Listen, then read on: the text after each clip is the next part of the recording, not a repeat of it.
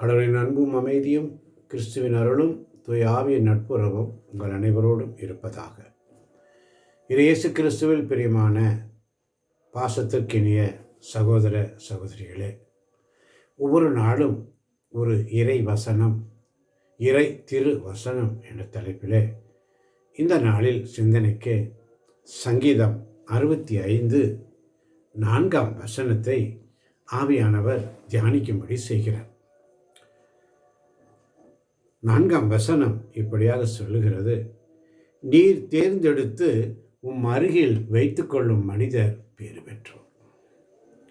உம் கோவிலின் முற்றங்களில் அவர்கள் உறைந்திடுவர். உமது இல்லத்தில் உமது திருமகு கோவிலில் கிடைக்கும் நன்மைகளால் நாங்கள் நிறைவு பெறுகிறோம் என்ற வசனம். இந்த வசனத்தை தியானிக்கும் பொழுது ஆண்டவரால் தெரிந்தெடுக்கப்பட்டு அவர் சமூகத்திலே வைத்து கொள்ளும் மனிதர்கள் பேறு பெற்றவர்கள். ரோமியர் எழுதிய திருமுகம் 8ஆம் அதிகாரம் 30ஆம் வசனம் மிக அழகாக சொல்லுகிறது: தான் முன் குறித்தோரை அவர் அழைத்திருக்கிறார், தாம் அழைத்தோரை தமக்கு ஏற்புடையவராக்கி தமக்கு ஏற்புடையரானோரை தன் மாட்சியில் பங்கு பெற செய்தார் என்று வேதத்திலே வாசிக்கிறோம். அப்படியாக சங்கீதத்தில் மிக அழகாக சொல்லப்பட்டிருக்கிறது: நீர் தேர்ந்தெடுத்து உம்மருகில் வைத்து கொள்ளும் மனிதர் பேறு பெற்றவர். அவர் நம்மை தெரிந்தெடுக்கிறார், முன் குறித்திருந்தார், முன் அறிந்திருந்தார், தாய் வயிற்றில் உருவாக முன்பதாகவே அறிந்திருந்தார். தாய் வயிற்றில் உருவாக முன்பதாகவே நம்மை அறிந்த தேவன், உலகம் தோன்றுவதற்கு முன்பதாகவே நம்மை அறிந்த தேவன், ஒவ்வொரு நாளும் நம்மை வழிநடத்துகிற தேவன், அவர் நம்மை தெரிந்தெடுத்து அவர் அருகில் வைத்திருக்கிறார் என்று சொன்னால், நாம் ஆண்டவருக்கு பணியாளர்களாக, அவருக்கு ஊழியம் செய்பவர்களாக, அவர்கள் பேறு பெற்றவர்கள் என்று வேதம் சொல்ல. அவர்கள் என்ன செய்வார்கள்? அவருடைய கோவில் முற்றங்களில், தேவனுடைய சமூகத்தில் அதிகாலை மாலை இரவு என்று பார்க்காமல் ஆண்டவராய் இயேசு கிறிஸ்து இரவெல்லாம் ஜெபித்தார்.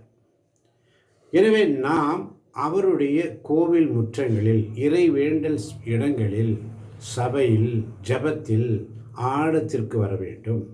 அவர்கள் அங்கே உறைந்திடுவார்கள், ஜெபிப்பதற்காக, சோத்திர பலிகள் எடுப்பதற்காக, இறை வார்த்தைகளை தியானிப்பதற்காக.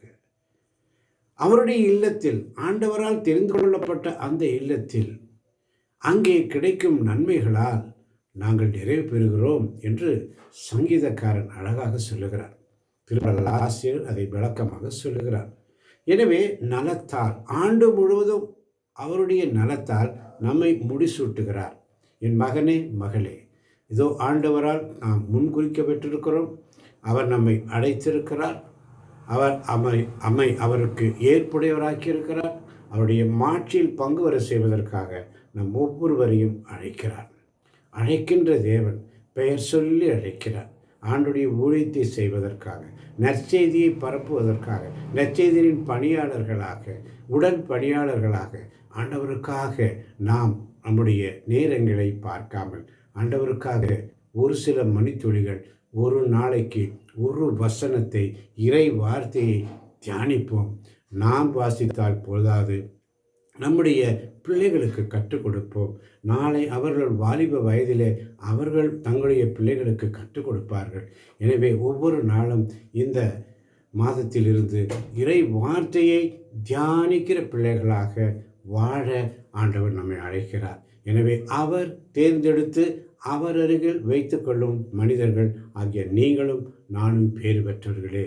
இந்த சிந்தனையோடு பாருங்கள், ஆராதிப்போம், ஆண்டவருக்கு உண்மையாய் ஊழியம் செய்வோம் என்ற சிந்தனையோடு, ஆண்டவருக்கு உடன் பணியாளர்களாக இருப்போம் என்ற சிந்தனையோடு நாளை மீண்டும் சந்திக்கிறேன். அதுவரை உங்களிடமிருந்து விடைபெறும் உங்கள் அன்பு சகோதரன் சேவியர் தேவராஜ் மனோகரன், கோயம்புத்தூர். நன்றி. ஆண்டவர் உங்களை நிறைவாக ஆசீர்வதிப்பாராக. ஆமேன், ஆமேன், ஆமேன்.